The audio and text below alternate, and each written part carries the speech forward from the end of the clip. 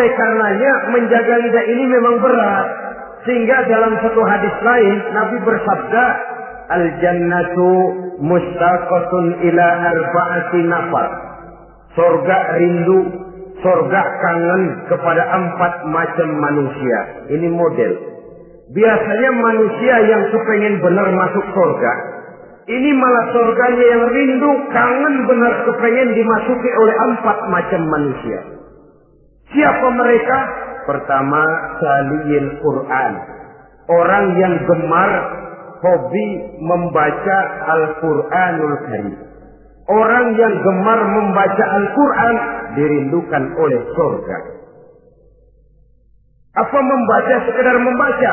Ya, membaca Quran kan beribadah, dari sebab membaca itu mengerti atau tidak mengerti artinya. Tapi jangan lupa, membaca adalah alat agar kita mengerti.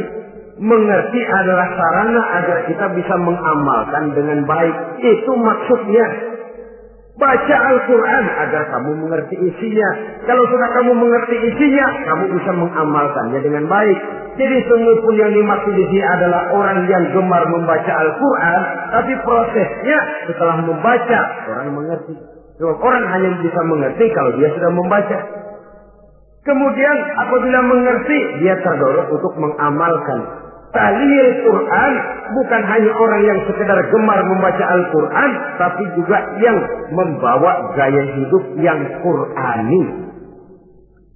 Saudara-saudara kaum muslimin rahimakumullah, tahlil Quran, orang yang gemar membaca Al-Quran dirindukan oleh surga. Yang kedua, wa mut'imil ji'an, orang yang memberi makan orang yang kelaparan. Nabi memberikan anjuran sangat. Siapa yang ingin dekat dengan aku di hari akhirat nanti, bersahabatlah ia dengan yatim, dengan piatu, dengan janda-janda tua yang miskin, perlu uluran tangan, mereka yang hidup di bawah garis kemiskinan. Bila diberikan kelebihan rezeki oleh Allah, bersahabatlah dengan orang yang tidak mampu. Mut'imil ji'an, orang yang memberi makan orang kelaparan, dirindukan oleh surga. Saudara-saudara kaum muslimin rahimakumullah, demikian besar perhatian Islam terhadap kepekaan sosial, terhadap kesetiakawanan sosial ini, sampai dalam ayat Al-Quran dijelaskan oleh Allah Subhanahu wa taala, ara'aita allazi yukadzibu bid-din fadzalika allazi yad'u al-yatim wa la yahuddu 'ala ta'amil miskin. Tahukah kamu, kata Allah, siapa orang-orang yang mendustakan agama, beragama tapi dianggap mendustakan agama? Kalau sudah dianggap mendustakan agama, artinya imannya dusta, dia sholatnya dusta, dia puasanya dusta. Siapa mereka itu? Fadzalikal ladzi yad'ul yatim. Mereka orang-orang yang meninggalkan, menyia-nyiakan anak-anak yatim, wala yahuddu ala ta'amil miskin, dan tidak memerintahkan untuk memberi makan kepada orang-orang miskin. Kepada yatim kejam, sadis, tidak punya kemanusiaan sama sekali. Maka mungkin kita yang rajin sholat, mungkin kita yang sudah 4-5 kali berhaji, bisa saja terhalang masuk surga. Karena di sebelah rumah kita ada anak yatim piatu, merintih kelaparan, menggigil kedinginan. Kita tahu kita mampu dan kita diam saja, tidak mau memberikan pertolongan. Itu yang mungkin bisa menghalangi kita untuk sampai ke surga. Oleh karenanya, salah satu jenis manusia yang dirindukan oleh surga, mut'imil ji'an, orang yang memberi makan orang yang kelaparan.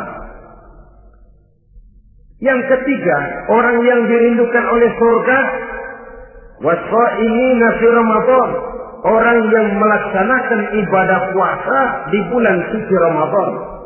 Dan yang keempat, ini yang ada kaitannya dengan masalah kita, wa hafizil lisan.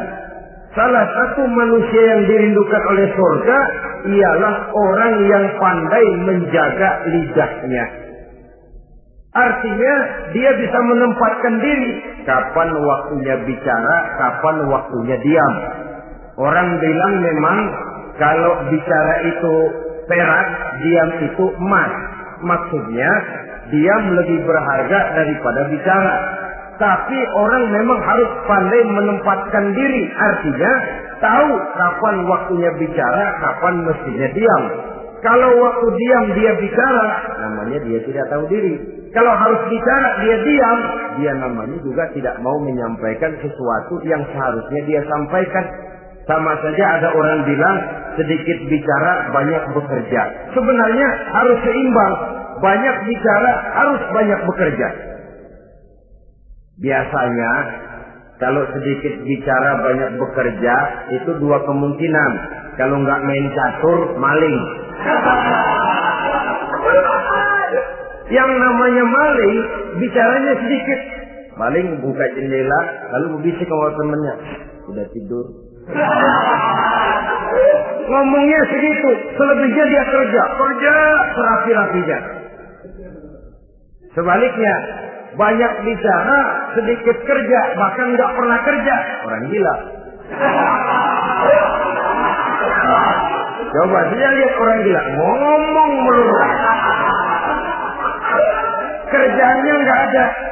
Jadi oleh karena itu memang harus seimbang. Pendeknya kita harus tahu kapan mesti bicara, kapan mesti diam. Kalau menghadapi kebatilan kita diam, kata Nabi, as-sakitu 'alal batil syaitanun asra. Orang yang diam menghadapi kebatilan, setan gaduh. Masya Allah, saudara-saudara. Ada munkarat, ada maksiat, ada kebatilan, ada kezaliman. Dia diam tidak mau menyampaikan yang benar, itu setan gaduh. Sehingga dikatakan qulil haqqa walau kana murran, sampaikan, katakan yang benar walaupun pahit. Dan memang menyampaikan kebenaran bukan main pahitnya, bukan main getirnya, banyak resikonya. Tapi ini sesuatu yang harus kita sampaikan. Sebab kata Nabi tadi, orang yang diam menghadapi satu kebatilan sama saja dengan setan gaduh. Orang yang pandai menjaga lidahnya dirindukan oleh surga. Dan ini walaupun kelihatannya pekerjaan ringan, kecil, berat, saudara-saudara. Bahkan diceritakan Nabi Ibrahim itu pernah nangis di hadapan Allah Subhanahu wa Ta'ala. Ketika ditegur, ditanya, kenapa kamu menangis Ibrahim? Saya ini seumur hidup pernah 3 kali berdusta, ya Allah. Bagaimana saya tidak bingung mempertanggungjawabkan ini di hadapanmu? Nabi Ibrahim seumur hidup 3 kali bohong, bingung, nangis. Kita sehari 16 kali bohong, nyengir. Nggak ada bingungnya, emang hobi. Kalau nggak bohong, puyeng palanya. Tiap hari selalu mencari sasaran. Siapa lagi ku bohongin? Saudara-saudara kaum muslimin rahimakumullah. Kelihatannya pekerjaan ini kecil, ringan, tapi sungguh berat. Mengerem lidah, menjaga lidah daripada perbuatan ucapan-ucapan yang tidak mengandung manfaat, apatah lagi sampai bersifat dusta dan membahayakan orang lain. Oleh karenanya, dusta ini, kalau dalam agama, berdusta dalam agama, biasanya munafik. Mulutnya beragama, tapi hatinya kafir. Jelas itu munafik. Itu dusta juga. Dusta yang membawa kita kepada dosa kelas kasar. Ya kalau kita mendustai teman, memang dosa. Dosa yang nilainya tidak sebesar kalau kita mendustai agama. Tapi sungguh pun demikian, dosa kecil-kecil juga kalau ditumpuk banyak juga. Padahal kata Imam Ghazali, hati itu seperti kaca. Dosa itu debu yang nempel di kaca. Kalau debu-debu itu terus numpuk, kita malas ngelapnya, malas ngebersihinnya. Jadi satu berkarat di kaca, susah banget ngebersihinnya. Coba kaca kalau udah karatan, pakai silet kita gosok, setengah mati. Begitu juga perbuatan dosa. Kalau kita senang dusta, biarinlah dosa kecil. Bohong lagi. Numpuk berkarat di hati itu dosa. Nah, hati itu kalau sudah dilingkungi oleh karat, nur, cahaya kebenaran itu sulit untuk masuk. Karena dia sering berdusta, orang lain dianggap sama juga sama dirinya. Ini kecelakaan. Oleh karenanya timbul sifat menyamakan orang lain dengan keadaannya sendiri. Dikala itu hati yang sudah penuh dengan noda-noda dosa itu sudah berkarat sehingga sulit untuk dibersihkan lagi. Itu sebabnya Nabi berpesan, ittaqillaha haitsu ma kunta wa atbi'is sayyi'atal hasanata tamhuha wa khaliqin nasa bi khuluqin hasanin. Bertakwalah kamu kepada Allah dimanapun saja kamu berada. Bertakwa dimanapun saja kamu berada. Di pasar takwa kita, di kantor takwa kita, di masjid takwa kita, di rumah tangga bertakwa kepada Allah dimanapun saja kamu berada. Kita sih kadang-kadang takwa juga cuman musiman. Takwa kita pakai tempat. Asal lagi duduk di masjid, dengerin pengajian, dengar kiai pidato, manggu takwa bener. Keluar dari masjid, teler aja lagi.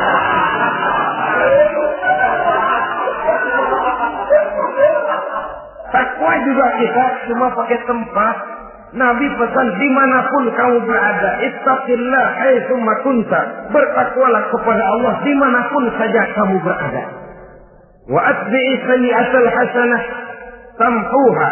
Ikuti perbuatan salahmu dengan kebaikan, niscaya kebaikanmu akan menghapus kesalahan yang kamu kerjakan. Kalau sadar kita, ya Allah tadi berdusta, astagfirullah, perbanyak istighfar. Ikuti. Jadi begitu tuh kaca kena debu, lap.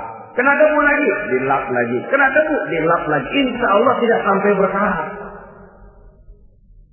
Jangan lalu nunggu. Ntar aja dah taubat, udah tua-tuaan dikit. Kayaknya umur dia yang ngatur.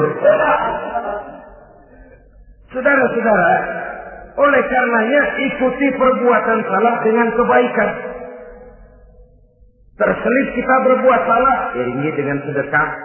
Terselip kita melakukan dosa, iringi dengan istighfar. Melihat sesuatu yang haram, astagfirullahaladzim. Lalu dipalingkan, jangan mulut astagfirullah, mata melotot.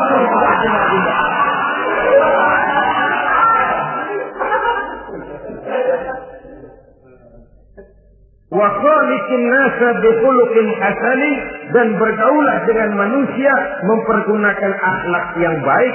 Ini pesan daripada Rasulullah sallallahu alaihi wasallam. Jadi oleh karenanya dusta dengan seluruh akibatnya ini bisa menimbulkan bahaya bagi diri sendiri, bagi rumah tangga, dalam pergaulan, dalam usaha, dalam masyarakat, bahkan pada akhirnya bagi kehidupan suatu bangsa dan suatu negara. Lidah yang kecil tapi besar akibatnya bisa menyengsarakan manusia atau menempatkan manusia dalam satu posisi yang tinggi. Kalau kita adakan satu perbandingan, Nabi Ibrahim seumur hidup 3 kali saja berdusta, nangis di hadapan Allah. Kita yang hampir tidak ada hari, ya kalau orang sekarang bilang tiada hari tanpa olahraga. Rasanya kita kalau mau jujur bisa juga bilang tiada hari tanpa bohong. Pernahkah kita menangis menyesali dusta yang sudah kita lakukan? Berapa banyak orang yang sudah kita janjikan kita gantung dengan janji itu. Padahal dia punya hajat yang demikian sangat bergantung kepada kita. Tapi lidah ini enak saja. Gampang dah. Tar. Sok. Gampang dah itu mah. Beres dah beres. Enggak ada yang enggak beres. Semuanya kalau lidah kita beres, gampang, ntar, besok, enak, endah aja.